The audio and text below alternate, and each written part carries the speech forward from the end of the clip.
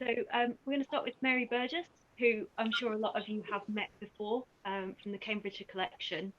And she's going to talk about some of the materials that the archives hold and also how you can access some of these online so that if you are bored with nothing to do, you can always do some history at home.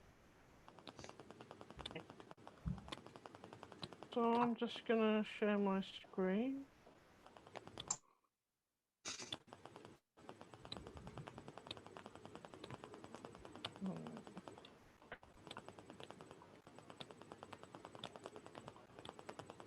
So, can everybody see that okay? It should say the Cambridgeshire Collection. Yep. Cool. So, as you've heard, I am Mary Burgess of the Cambridgeshire Collection. We are the Local Studies Department of Cambridgeshire Libraries, and we're based in the Lion Yard Shopping Centre, up on the 3rd floor. You can see our entrance just there. This is our public study area. That's me sat on my chair. That's where I'll usually be if you come in. So you can come in and ask us questions. You can sit and look at our material, use our computers, use our microfilm machines. You can take books out. You currently need to book. There will be details on the website when I've updated it. But at the moment, you can email me and it will ping back a detail of how you book and what times we're open, etc. This is our store, looking incredibly tidy. This is the tidiest it's ever been.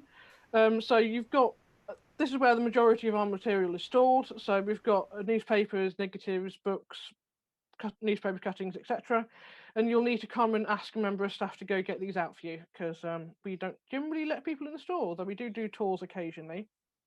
So Cambridgeshire Collection, we're part of Cambridge Central Library. It was founded as Cambridge Free Library in 1855 by John Pink, the librarian of the time. And he's been collecting, he started our collection of local study material, and we're still collecting now. We cover the old county of Cambridgeshire and the Isle of Ely. So we don't cover Huntingdonshire. There is a separate Huntingdonshire collection in Huntingdon Library. And we also have another collection, Fenland collection at Wisbeach, which will generally cover more Fenlandy and Norfolk, Lincolnshire, etc. collections as well. So what do we have? Well, that's an excellent question. We hold printed and published material related to the history and people of Cambridge and Cambridgeshire, which can be expanded and contracted depending on how interesting I find the thing and the thing. So that can be quite loosely viewed depending on how interesting it is. We've got over 90,000 books from the 17th century to now. We generally don't hold original documents such as business records, parish registers, tithe maps, things like that. They're usually held at Cambridgeshire Archives in Ely or Huntingdonshire Archives at Huntingdon, depending on where it's for. We both have OS maps, street directories, and some of the aerial photos.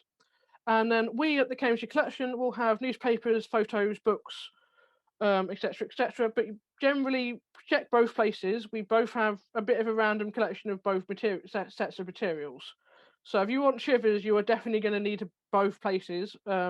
There are other things that happen to be wherever they happen to have been donated. So every library in Cambridgeshire should have at least some shelves of local studies books. They're the ones with the blue stickers on. They're standard library books. 3-week loans, you can take them back to any library. You can get them sent to whichever library is easiest, including the mobiles. And then in Cambridge, we also have the Cambridgeshire Collection itself. Most of our stuff is in the store, so you can't see it. So we have catalogued it to some detail. And we catalogue individual articles in magazines. We catalogue chapters and books. We put subjects on things. So if at any point that you find something you went, that should be better catalogued, please let me know. I can change it. Equally, if you find something that, this has got a really interesting chapter on X, Y, and Z, let me know. I can catalogue that separately. So we've also got lots of parish magazines, newsletters, ephemerally bits and bobs, and privately published items that you probably won't find elsewhere, including my book, up to 300 copies now. But yeah, for things that you can look at home, the Cambridge Antiquarian Society Proceedings are now available online. I will drop all the links to these in the chat once I've finished. But yeah, they're about local archaeology mostly. They tend to be quite technical, they're academic papers, but they're they're well indexed, and you can look at those from home. We have trade directories. We have county directories from 1830 through to 1937, and they give a guide to a parish and then list the important residents. And then the Cambridge City directories run from 1874 through to 1975 and list all the businesses and who was living in each house. And then the University of Leicester Special Collections have digitised a collection of local directories covering the country, including some Cambridgeshire ones. I know they've definitely got 1913, for example. So it's a bit of a random collection, but they're there and very useful and free to access. Newspapers, we've got over 90 different newspaper titles covering Cambridgeshire and local area, including Newmarket and Royston, because they're basically Cambridgeshire anyway. Our earliest newspaper is the Cambridgeshire Chronicle from 1762, with our earliest bound newspaper being from 1770. If you'd like to come in and look at the American Declaration of Independence, you're very welcome. We're still getting newspapers in daily. I went to go pick some up this morning. So they're not just interesting for the news. Sometimes there's articles or sales advertisements, etc., that you wouldn't find elsewhere. And the Cambridgeshire Libraries have a subscription to British Newspaper Archive.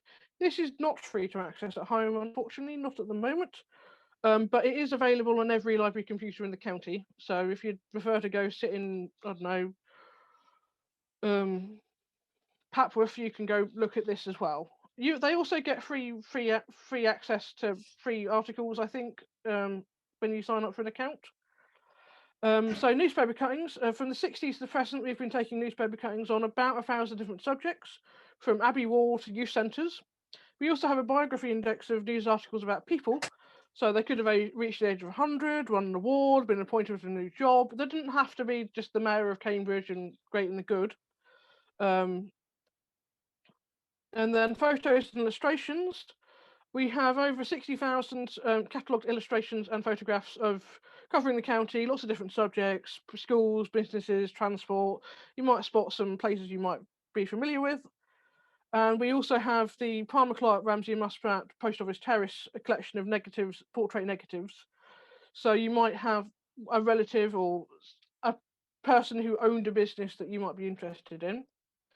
And if you'd like to see more details about Cambridgeshire photographers in general and the actual listing of who we actually have, you can go to Les Waters' Fading Images website, which is excellent, and has all the listing because they won't let us put on the county council website. So we've also got original artwork. These watercolour scenes are by Dorothy Bradford, and our oil paintings have been digitised and put online on Art UK. So you can see the various Foster family, for example. And then maps, we hold maps, printed maps from 1574 onwards, the first map of Cambridge, and we also cover the county. Ordnance survey maps at various scales covering the county, not as many as the University Library, they do have more than us, but the National Library of Scotland has an excellent OS map collection covering the whole country, and you can see digitised maps from all over the place, including Mill Road. So that's well worth using, and a big thumbs up from me. I'm a big fan. It's exactly the same sheet as you'd get me to get out if you come in, so you might as well sit at home and look at it there. If they've got it, they don't have every sheet. But we also have plans, hand-drawn buildings of plans of buildings. This is from G. Smith and covers the castle area. And then we've got things like sales catalogues for buildings and businesses and playbills and theatres, and basically a wide variety of miscellaneous bump. But we're still collecting event programmes, election leaflets, basically the kind of stuff that, like, before you chuck it in your recycling, you might want to chuck it in a box and bring it to us because we're always interested. Things you can access at home include Ancestry Library Edition. As a result of the pandemic, you can now use that from home. You can sign into the library catalogue, and then over on the right-hand side, there is a little Ancestry Library link that will appear once you're logged in. If you have problems, email me, I'll explain how to do it. And then Cambridgeshire Community Archive Network has got lots of photos and other stuff for various villages in Cambridgeshire. So see what they've got. Talking about donations, I cannot do a plug without donations. If it relates to Cambridge or Cambridgeshire and it's on paper, then we're probably interested. Please feel free to bring it in, or indeed bring it along to whichever library is easiest and the library van can drive it around. So what do I actually do all day? Well, we help people. People come in, they ask us questions, they phone me up, they email me, they write me letters if you want to be old-fashioned. We help everybody, academics, school children, local history societies. People acknowledge us in books. You might spot either my parents or a current member of staff sitting at the Mill Road History Project visit. We catalogue books, we buy new books, we catalogue old books, we stamp and sort through leaflets, pictures, etc., etc. So we collect stuff for the future as well as for use now. We do displays, we do exhibitions, we do talks like this one. We do, when we're allowed to, outreach events and pop up at local history society meetings. We have visits to collections. We go to local history society meetings ourselves. Who uses collection? We are open to everybody. You don't even have to have a library card, and if you don't want one, unless you want to borrow something from the collection.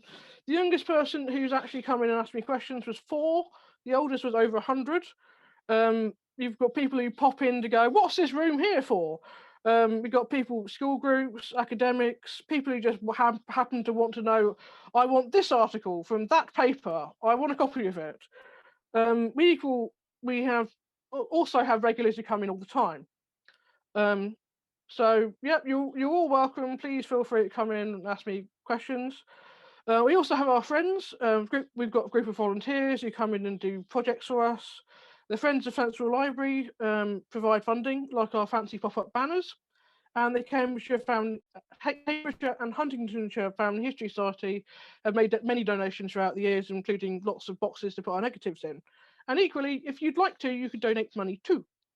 So that's me, really.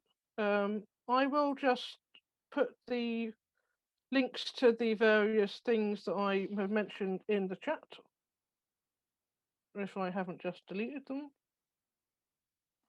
And then you can have a bit of a long message with lots of links. Yes, hopefully that has worked and you can see all of those. Yeah, if you're on mobile, it might be a bit of a fudge to go through them, but I'll send them off to Simon as well, so he can put them on the links to Facebook and YouTube, etc. as well. Hopefully that's given you a bit more of an idea of what we actually get up to and how you can come and ask me questions, really. Thank you. That was really fascinating, and I'm sure a lot of people didn't necessarily realise all the different things that are in there. I know there's certainly some things that I didn't know you had, like playbills and all that kind of thing. So yeah, really, really interesting, and lots of really cool web links there as well. So next up, we've got Jim Costin, who is currently working at Cambridge University Library, and he's going to give us some tips on digitising and talk a little bit about digital history. So over to you, Jim. Thanks, Jim. So yes, as Joe said, hello, I'm Jim. I am I have 2 job titles. It's very interesting. I'm known as a digitization technician and also a senior photographic technician. So we use those interchangeably. So let me just pull up my slides, see if it wants to work.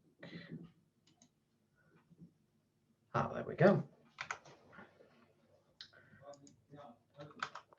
So I've titled this short little thing, Saving All the Bits. So I'm going to talk a little bit about digital preservation. So firstly, I've already said what I am, and I'm accredited by the Archives and Records Association. I specialize in digital preservation, and I've been working in the cultural outreach sector for about 2.5 years, and I have to say, everyone is really nice. Like if you're ever want to change your career, join Cultural Heritage. They're lovely people.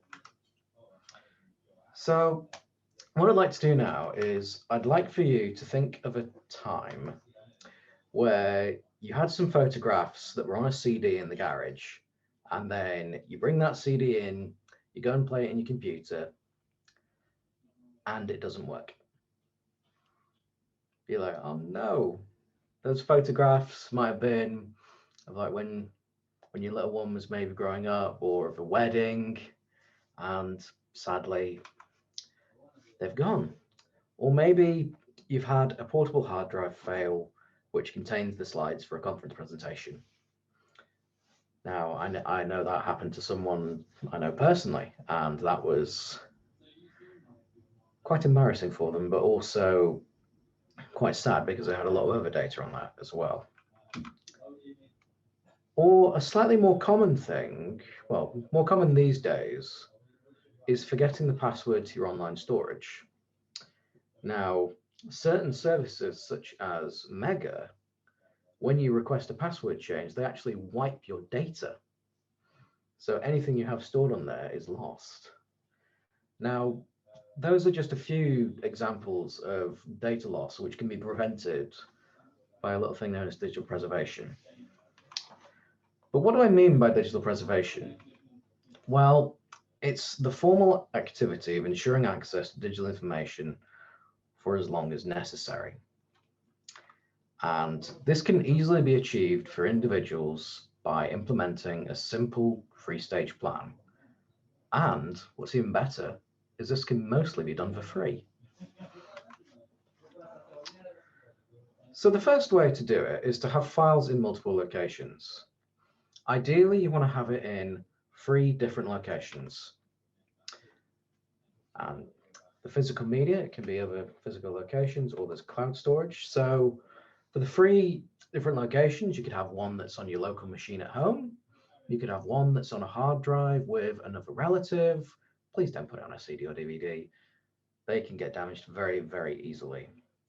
And you can have another one that's on the cloud, such as your Google Drive or your Mega account or Proton or whatever it is you decide to use. Now, for physical media in other locations, that could be as simple as a portable hard drive with someone you trust, or one that you have in your actual house that's offline, not connected to a computer. You just have it to back things up. And for cloud storage, there's many examples such as Mega, Google Drive, OneDrive that comes included with Outlook that's very good. And they're all free services. They're free services to use, and they're actually really good. Just make sure you remember your passwords. Now, the second one is one that's a little bit technical, but I'm going to try and keep it as simple as possible. So what I mean by checksums is, as it says on the screen, it's a sequence of numbers and letters used to check data for errors. Now, what I mean by that is data, when it's stored on a computer for a long period of time, can sometimes get corrupted. Or if it's on, with a case of a CD or a DVD, if that gets scratched, the data that's on it can actually become damaged.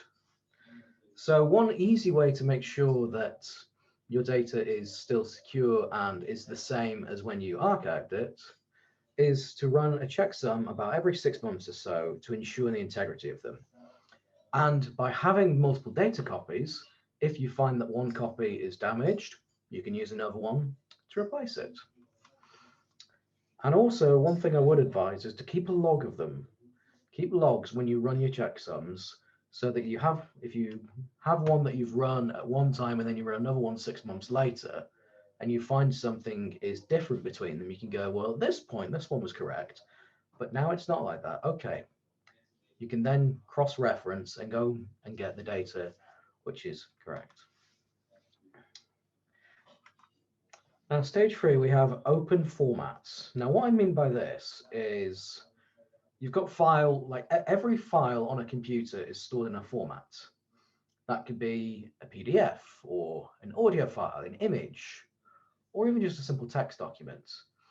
That's what the little extensions afterwards mean, like .doc, .pdf, .jpeg, or .mpeg. Now, open formats tend to be better for these because they can be open with near enough anything, and they're also open source, which means they're still worked on by people. The problem with a lot of proprietary formats is once say for example, you have a .doc file which you created in a copy of 2007 Word. You then want to open that in the most recent version of the software.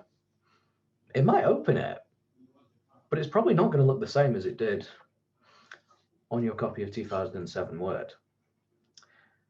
By saving it in an open format, that can be opened in pretty much any software that supports it, and it will look exactly the same. However, always keep the original of the item. That is done to preserve the authenticity of it. Particularly in archives, if you're creating a copy of an item that's going to be used for access, where people can access it all the time, it's possible someone may say, that's not the original, can I please see the original? By keeping the original one, you can preserve the authenticity of it and also make sure that you have it. So to summarize then, there's the 3 stages to help preserve your data, which is keeping multiple copies in multiple locations, running checksums every 6 months or so to verify the integrity of that data which you're keeping, and storing files in open formats. Now, these things aren't that hard to do. They may seem difficult, but in actuality, they're very, very simple to do. And all of the software which I've mentioned is free. It's free to use, free to download at home, and there's plenty of very, very good guides on how to use it. And by taking these simple, short, free steps, you'll be able to safeguard and preserve your data to ensure that you're going to have access to it for many years to come. Thank you very much for listening. And these are the 2 things that I referenced as I was talking. Thank you.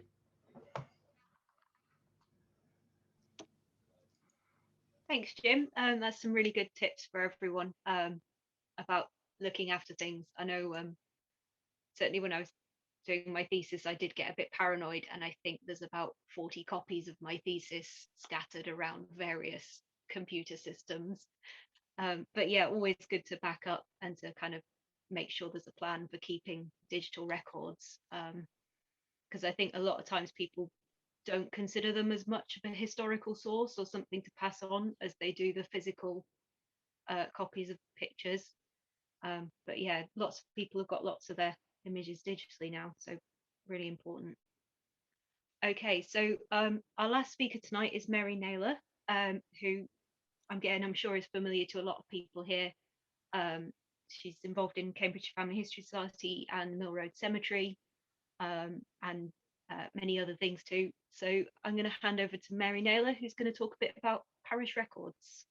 Thank you, Jo.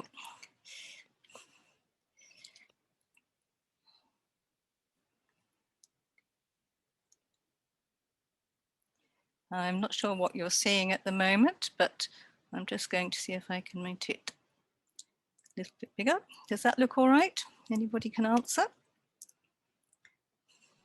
Yeah, we're looking good then, Eric. Thank you. Well, as Jo said, I've been a member of Cambridgeshire and now Huntington Family History Society since 2009, when I went to a meeting and was immediately on the committee. All I wanted to do was find out about servants in Victorian times. And since then, I've done a number of voluntary tasks with them. And at the moment, I'm sort of not doing anything because we're not actually researching for people that come into the library, but that may happen again soon, we hope. So they have been going a long time, 1976, and they have done a lot of work in that time.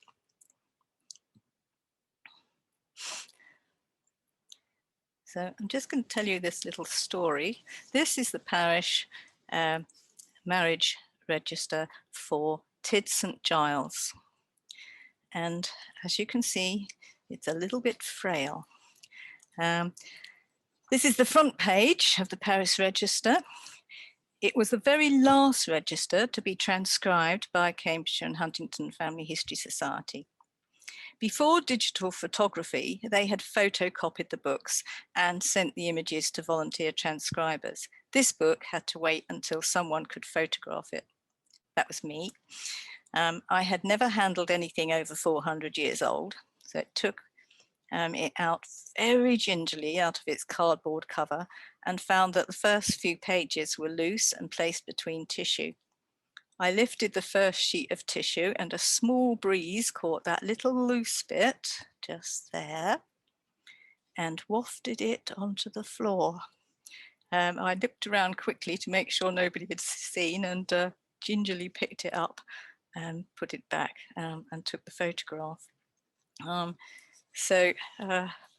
I've never had to handle anything quite so delicate since, thank goodness. But this book is not likely to be digitized anytime soon.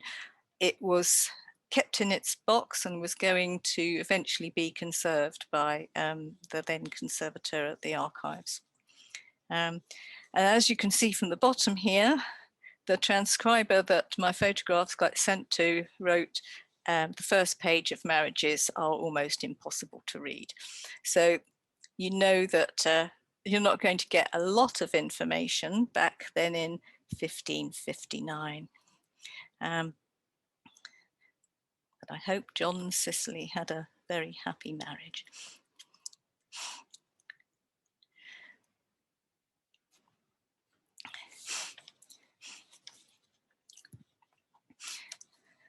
So parish records were first introduced in 1538 to record all the births, marriages and deaths that occurred in the parish of a church.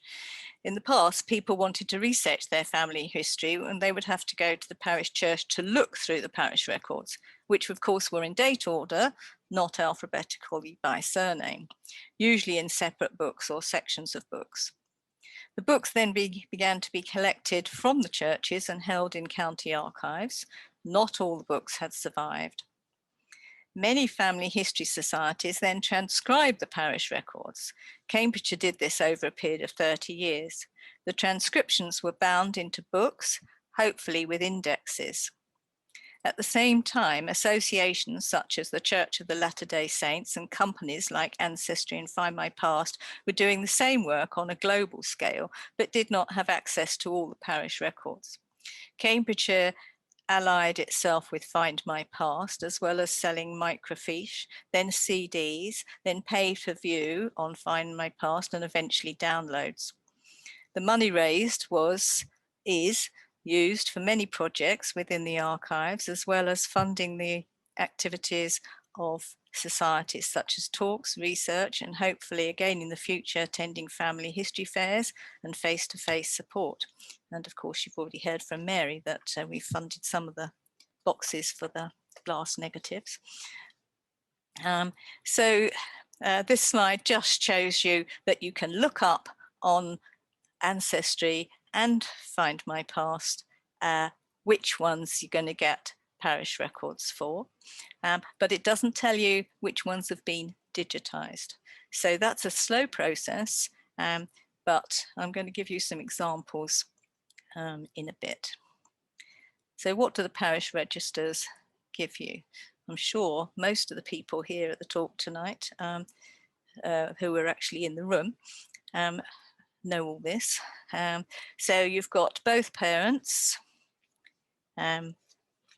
and you have to keep in mind things like they're not all children were baptized, although the vicars were instructed by the bishop to go round to the houses and ask the parents to bring all their children, which sometimes you find a whole family baptized at the same time. The marriages, you get the bride and the groom, the age of them both, or sometimes it will say of full age, their occupation, and you get the occupation of the fathers, and you get names as witnesses, and you get banns for the bride and groom. But remember that if you get banns, the marriage might not have taken place. I discovered one the other day which actually didn't take place for 2 years, and they tried twice. Of course, what we don't know is why they weren't able to marry the first 2 times. The burials, you get a lot more information on headstones, of course, sometimes, but you get where they died and their age at death. Unfortunately, obviously, if you want to get the full information, you still have to pay for certificates.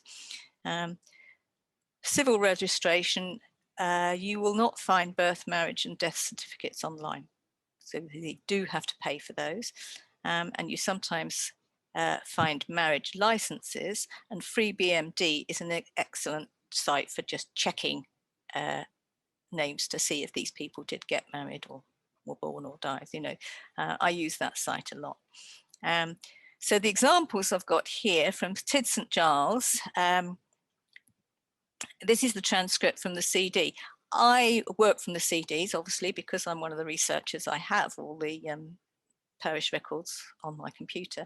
And I do find that doing a one name search is really easy for me. But you do have to remember that names change. So just to show you that through time, in 1713 in Tid St Giles, you only got the name of the couple, but you did get, by this time, you'd got that one was a single woman and he was a widower. And I'd just like to point out down the bottom here that you've got Thomas Wiles. The person thought that he would, whoever wrote this in the register, that as he was 105 years old, it was worth mentioning. I did find a Thomas Wiles in the death and the burial records in September that year. So I hope he had a jolly time for those last few months of his life. That was him. And then later on, in 1929, just before civil registration, you're getting the witnesses, and you're getting these extra little bits of information that, again, you would not find elsewhere, which is the sort of things like that the couple got married in Tid St Mary because the Tid St Giles was under repair. And if you're doing your family history, this is a really interesting little thing. You get a photograph of each church and you put that in with your little story that I hope you're writing about your family. And then the crosses, as I'm sure most of you know, indicate that they couldn't write, and they would sign their name with a cross. But one family historian said to me once, yeah, well, that wasn't always true, because if he'd had a really good stag night, then he might have just not been able to actually handle the pen that day. Then when we get down, we're now, you would have a civil registration by now. Well, maybe not in February, but you're going to have that same information there. And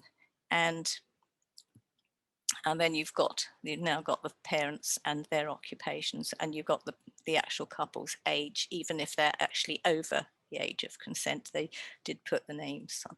I did look up Joseph and Anne on one of the, I think it was Ancestry afterwards, and found them happily settled down in the next village. And then this is what you see if you actually join Ancestry or Find My Past. So you actually can see, this is what you get if you, the very basic record. And then once they've been digitized, this is the information that you can see. So you can get the father's occupations here, and you've actually got the address where they're living, and you've got their occupation. So the father's a labourer, but he's an iron melder, and this one's and the woman's a servant. And if they are signing, then you actually get the signatures as well, which is really nice to have examples of the handwriting. If you see this, then it's not even worth viewing really, because it just says the name. Yes, Azuba, I don't know why she's there twice, did marry Robert Jackson and Delilah did marry Harry Peachy, and they were, Harry and Azuba were brother and sister. I know all this because they're part of my family. And I get much more when I look. I find all that out when I look at the parish register, not when I'm looking at this.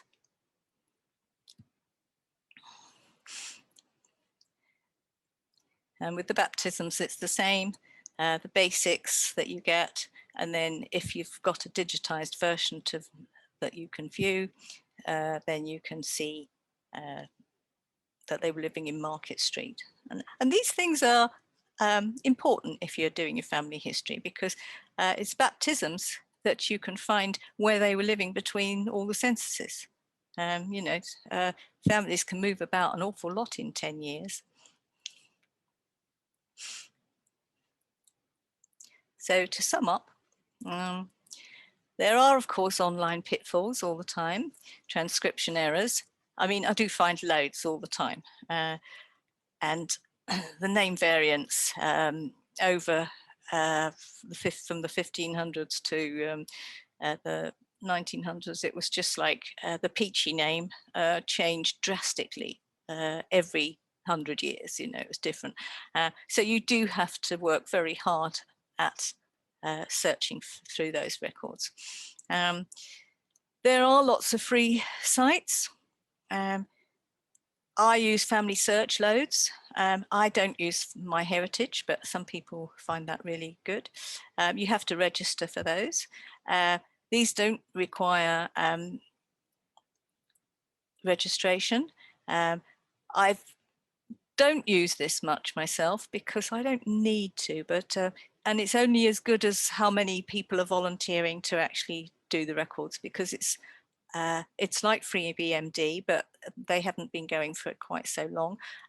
But they do believe that you should actually have free access to all these records, and they are gradually doing more and more. In my early days of research, I used parish clerks, and I found them very, very helpful. But I have a sneaking suspicion that sites like Find My Past and Ancestry have actually prevented them from sharing too much information, because it's obviously they want you to pay for things. And very early on in my research, I went down to Devon and my online travels, and I got all the records all in, they were all there for the free use. But I don't think you can quite get that these days, but you can try. I found it a bit complicated.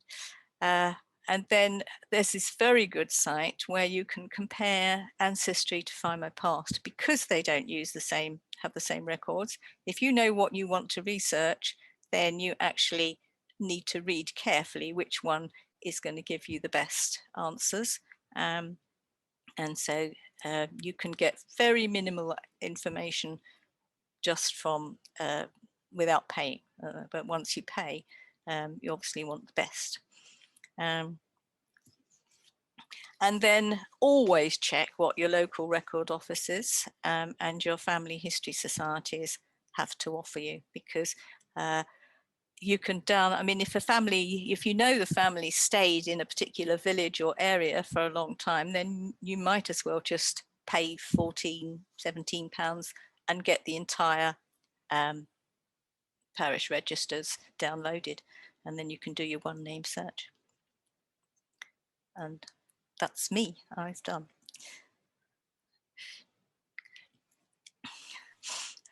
Thank you. It was really interesting, Mary, and some great ideas there for people to research at home as well, hopefully. I've had a lot of fun with the parish registers, and you never quite know when someone might have written something really random in there, which is always quite amusing. The censuses are quite fun for that as well, especially 1911, when you get suffragettes writing, "I won't be registered here," you know, hiding in closets and things. So yeah, thank you very much, Mary. And I think we're going to take questions now. I did see something's come in the chat. Yeah, so does anyone have any questions they want to raise?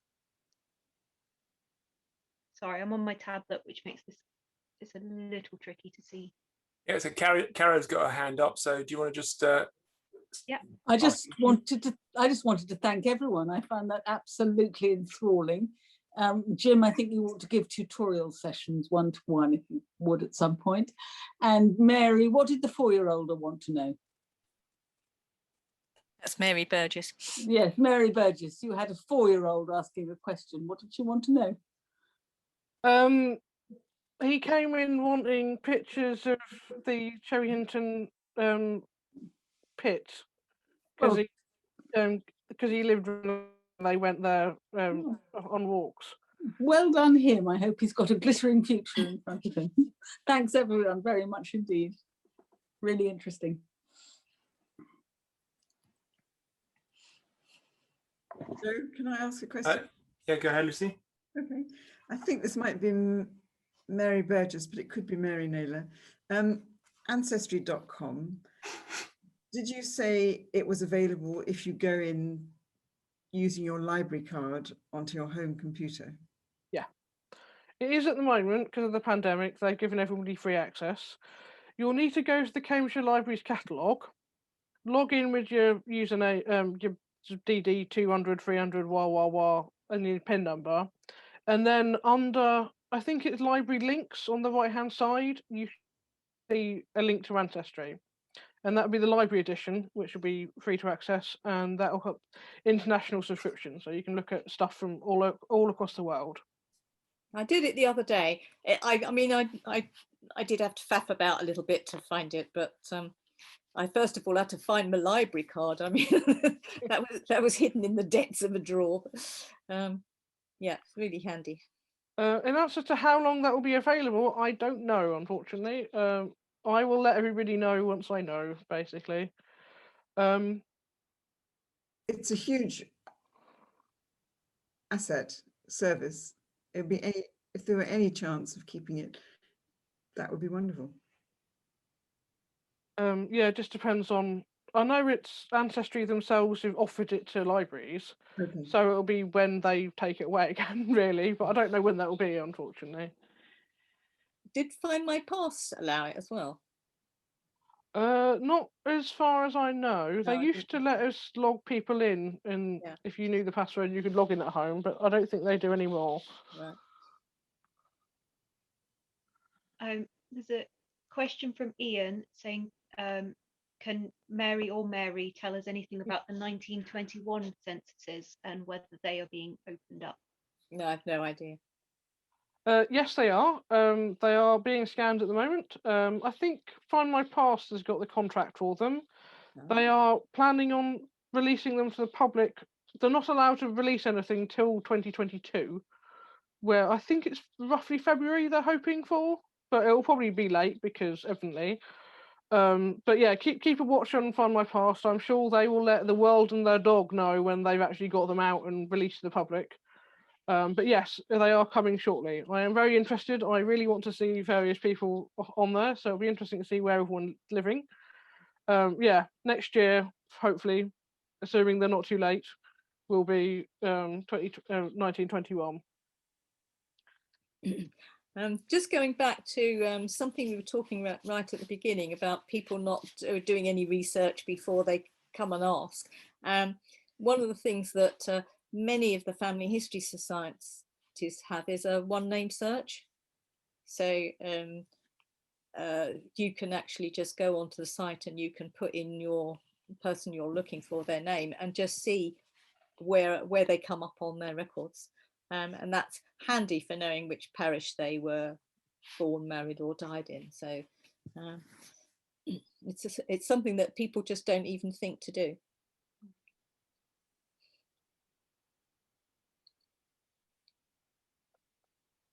I've got another question for Mary Burgess. Are we able to access the British newspaper archive via the library website?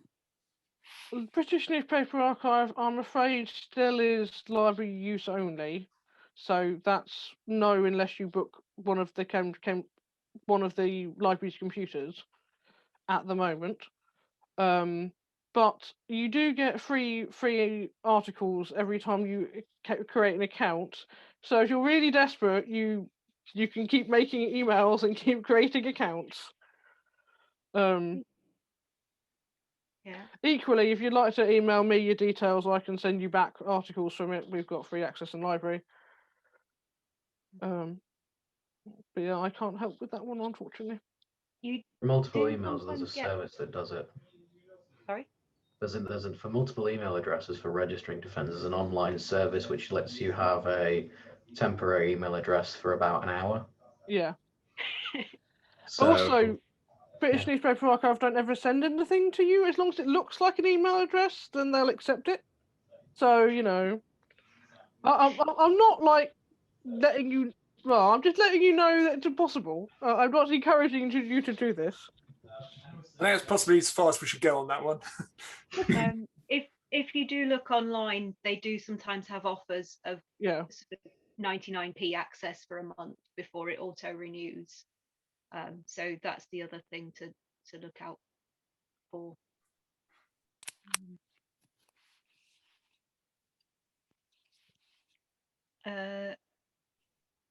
Lucy? Yeah, I like Carol, I found Jim's really interesting and quite unnerving, because I'm very ostrich-like, but aware that I've got a lot of just personal digital data, really, and wonder whether there's a service that one could go to say, you know, can you make me multiple copies, different copies of this, or whatever. Or maybe it is just very easy to do it oneself. I don't know.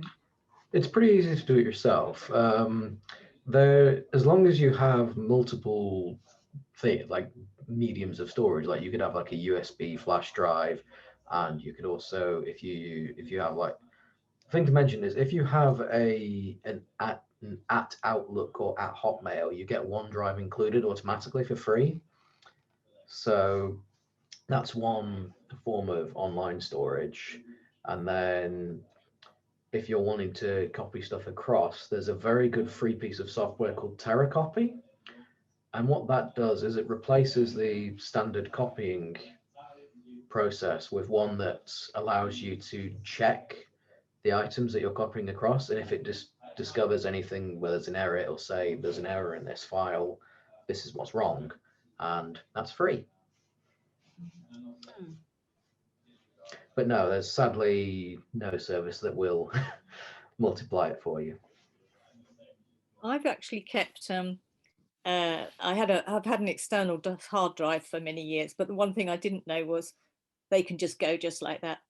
So then I went along to the shop and said, well, what's the point of keeping stuff on an external hard drive if it can just go like that? And they said, oh, well, you're supposed to have another external hard drive. And I said, it's 70 quid a go. How many do you actually need then? So I decided that I still keep up the second one I bought, but I'm much more careful with it because apparently it has a moving part, and which is why if you handle it too roughly when it's doing its little whirly stuff, it just disappeared. But I did go over to flash drives, and I've kept everything on that. My biggest problem is that just like all my filing and everything and the attic, and it just gets in a terrible muddle, just like my computer. You know, it's just the more things I have saved things on, it's just I never know where to access anything.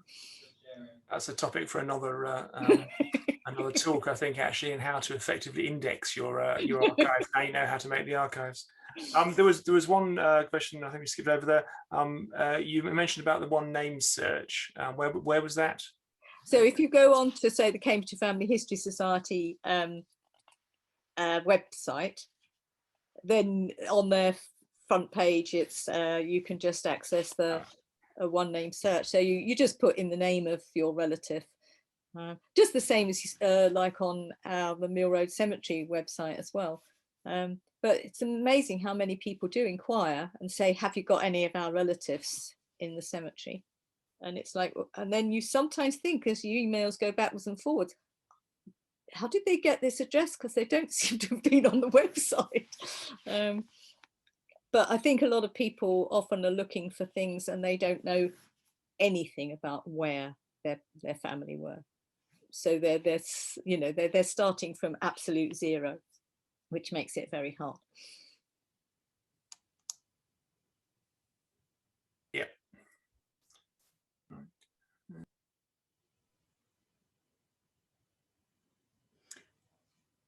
I've got another question. Maybe for Jim, but possibly also Mary Burgess. If you've got a hard copy of something and you want it digitized and you want someone to be able to interrogate it,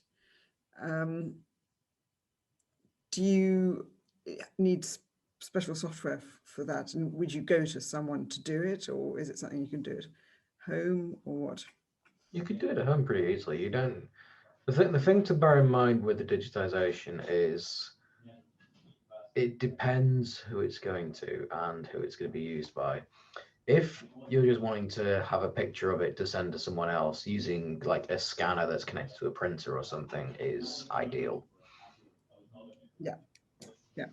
I'm thinking of, I'm also attached to the Museum of Cambridge, and we've got quite a lot of letters, for example.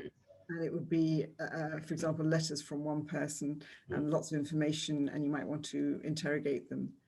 And that's a project, actually, to get it all. Would that, is that something the UL would do as a job, or? Potentially. The department I work in, the digital content unit, we do external jobs. So if you are curious, if you send an email to, who is it now?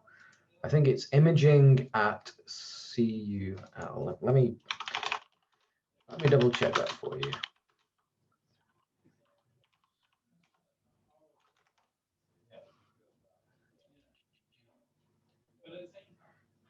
Right, if you email photo@lib.cam.ac.uk, that's the general email address for the department, and they'll be able to advise on that. Okay. And Mary Burgess, that's not something that the Cambridgeshire Collections would do, is it? Or perhaps we wouldn't, but there is a digitisation unit at Ely. Sue Martin with the FenPass digitisation unit is the kind of thing that she would do as well. So quite a lot of scanning software now comes with OCR capabilities built in, or other packages as well. So I mean, it won't obviously be 100% good quality, and it depends on the quality of what you're scanning. But if you're scanning typewritten documents, then they'll probably have pretty good output then. So it creates basically a PDF with the image and with the text in. I've got a PDF editor that you can import an image into, and it will just add the PDF, the text in there as well, so you can kind of cut and paste out of it. Yeah, quality varies, but yeah, it's basically the cost of one software package rather than the cost of getting a bureau to do it for you, which obviously is going to mount up the more you have done.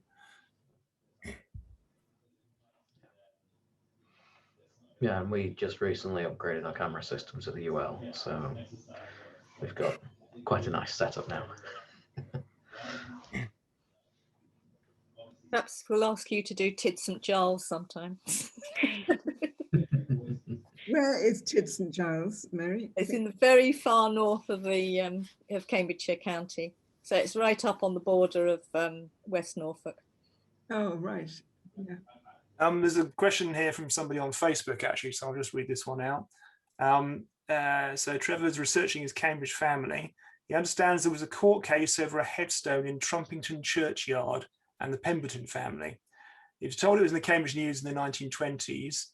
So how best to find this? We have done, but because we have done court records on the Cambridgeshire Family History Society, but I'm not sure if they go up to the 1920s. They may do. So we've done the quarter sessions and the petty sessions. The British Newspaper Archive, you sometimes get a little bit on the 1920s. Also, Trumpington History Society might have some information on that. And when you can get into the library, you can go to them, see the paper for real. Yeah, and the microfiche versions. Yeah, Yeah. That's certainly the best, the fullest way of getting to it eventually. I think Trumpington might have a Chronicles done, so someone's gone through all the paper for a particular village. I've got a feeling somebody's done Trumpington, so that might be a fast way of finding it. If you send me the details in an email, I can probably have a look, see if I can find anything. There's always Mike Petty's site as well. Yes, of course. Here's the Mike Petty's archives with the summaries of the newspaper reports.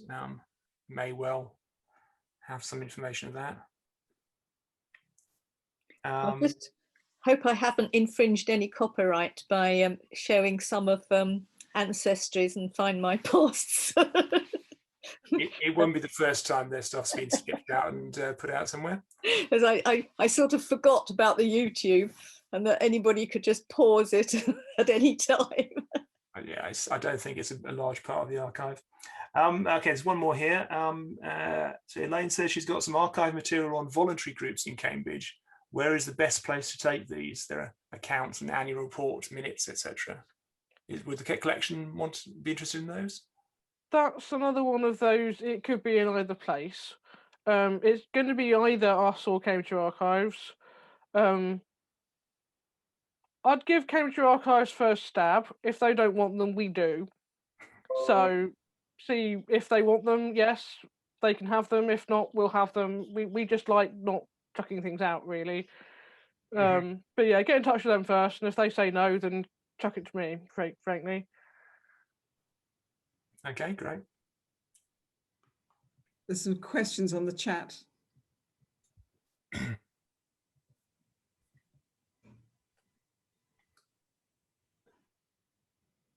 Right, so yeah, Mary N, can you put your list of free parish record helps? If you've got the links of those, can you put them into the chat? If not, well, yeah, send them to me. I'll just try and copy and paste them now.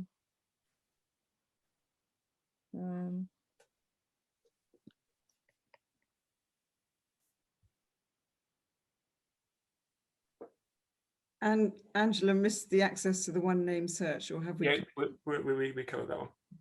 So I did get to that.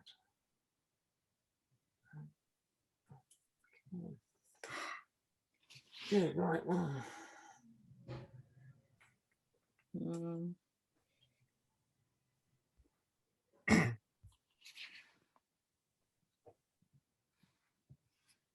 Okay, there we go. There's the links from Mary. Oh, that's really useful.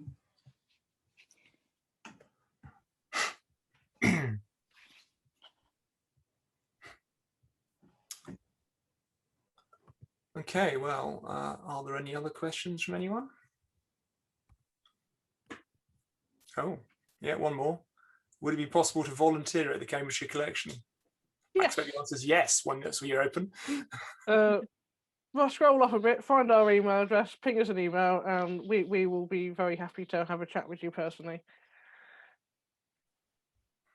I thought the answer would be that.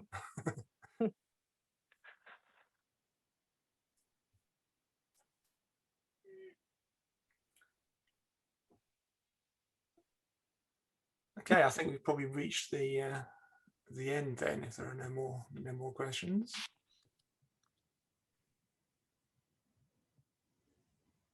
Really nice session. Joe, do you have any other? I agree. Brilliant session. Thank you.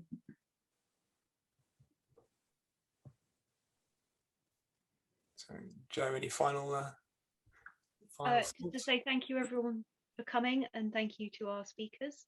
It has been really interesting, really useful. I'm sure everyone has learned something new today. So yeah, a great evening. Thank you all. Thank you for inviting me. Anyone wants to make a donation. Obviously, Mary Burgess mentioned the collection. You take financial donations. Yep, if anybody'd like to give us them. We take stuff, we take money, we don't mind. Mill Road History takes money but not stuff. We do. Anyone wants to make a small donation on the website of the society, that's always welcome, instead of the £3 that you might pay if you came to give a talk, but not essential, but welcome. Thank you.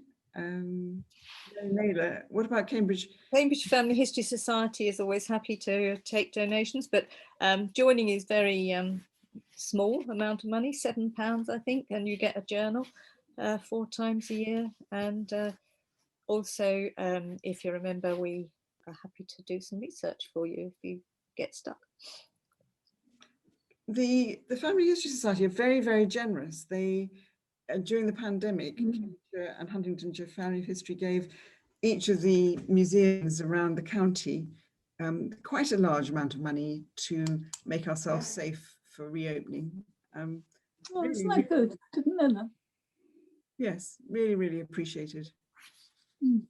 Oh, I mean, so much of the work done at the archives. I mean, somebody was employed for 2 years to do all the sort through the Cambridge records and catalogue all the Cambridge, the borough of Cambridge, the city records. And, you know, I mean, that's a lot of money to pay an archivist for 2 years, but the sale of the CDs did very well for us in the early days. I'm not quite so sure of how much money we earn these days. I don't think it's a society that gets enough recognition. There's a huge amount of work done. And certainly their generosity in letting the cemetery website to use their whole of their monumental inscriptions, we'd be totally up a gum tree if we didn't have that. We've put thank yous to the Cambridgeshire and Huntingdonshire Family History Society all the way along Ainsworth Street. I think every other house has the link to the website, because with the children I've done the project of them making blue plaques. We made over 100 from the school, and then the children on the local streets did it as a project with me over the holidays, and they've now made them for Hooper Street. So next week we'll put Hooper Street up with a new sign, but it'll still thank the Family History Society, because without the access to the records free for the teachers and for me, we felt that we couldn't have done the project in the school at all. I must take a walk down the street. Yeah. Helen, do you want to say something about that? When are we all allowed to go and visit? Have the children? Oh yes, the children is Wednesday tomorrow, isn't it? Yes, so the children are coming from school Wednesday and Thursday afternoons, but the rest of the time, and so we haven't done lots of social media and things because we wanted to give space for the children to come. But once they have been, we would love it if people came. And actually it just seems to be every single day I spot accidentally folk have found it and are reading all the windows. So it's going to be up for another 10 days. The community have agreed it can stay up till the weekend of the 25th, 26th. So we'll take it down that Sunday, Monday. So there is an opportunity for people to come and see it. And it has been a bit of a mammoth task. So we've done from number 1 to number 110 Ainsworth. And over the next week, we'll put up 1 to 28 Hooper Street. Fantastic. It's really nice to see it in the street. It's sort of heart-lifting. Well, I thought it was. It is quite charming, partly because I did a format with not just the blue plaque, because you can't get to use a lot of school time unless children do writing. Obviously, they need to do writing all the time. So we had it also as a creative writing task. They had to write a historical narrative using the census and show off the knowledge that they'd learned what widow meant, or what a lodger was, or where the children might have gone to school who were named, or where they thought a family needed money because they had a lot of people in the household. So that's been lovely. And they also learned how to use Victorian occupation indexes, trying to figure out, things they hadn't heard of before, like a haberdasher or a mercer, or some of these other skilled jobs like being a whitesmith. Those kind of jobs came up quite a lot. So it was very rewarding for the children and the teachers, and now the families are, I think, are really enjoying it too. So yeah, without the Family History Society help and support, it wouldn't have been a goer. So what inspired you to contact them, Helen? It was totally accidental.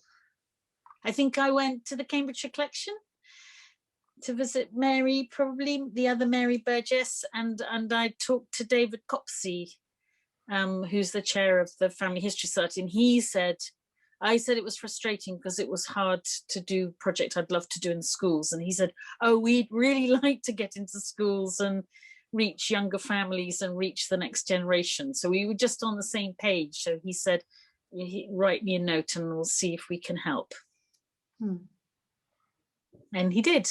And the society, I never met everybody, but I had to write something saying why we'd like a small grant to make resources for the local schools.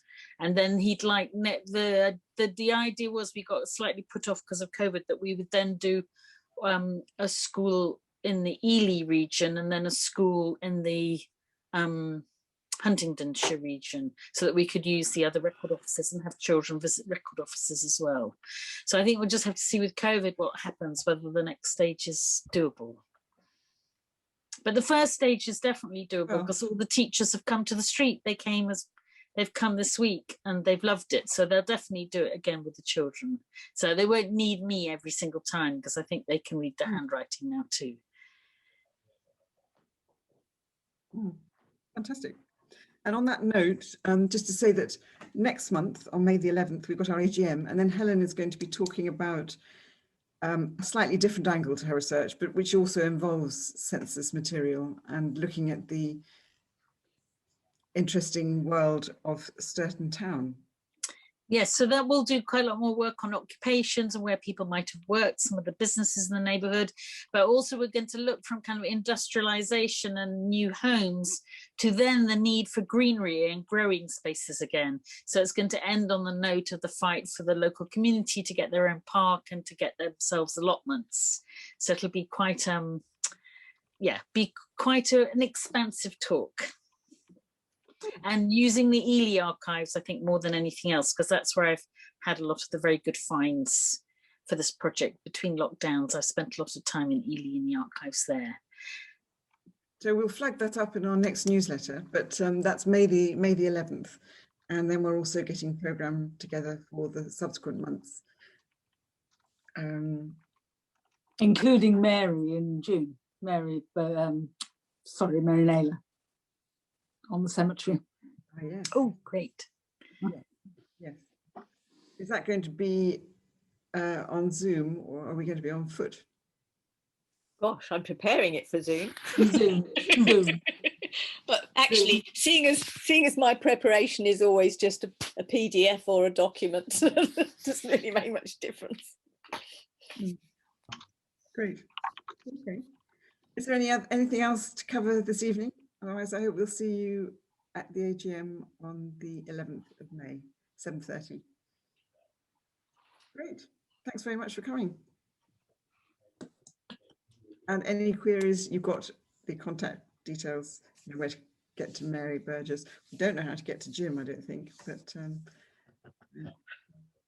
yeah, if you want to get hold of me, speak to Jo, because I am her younger brother. We were all wondering about that. Send any queries into the usual Mill Road history address and they'll get passed on. Yeah, great. Okay, thanks everybody. Okay. Thank you. Bye. Yeah, Bye. bye everyone.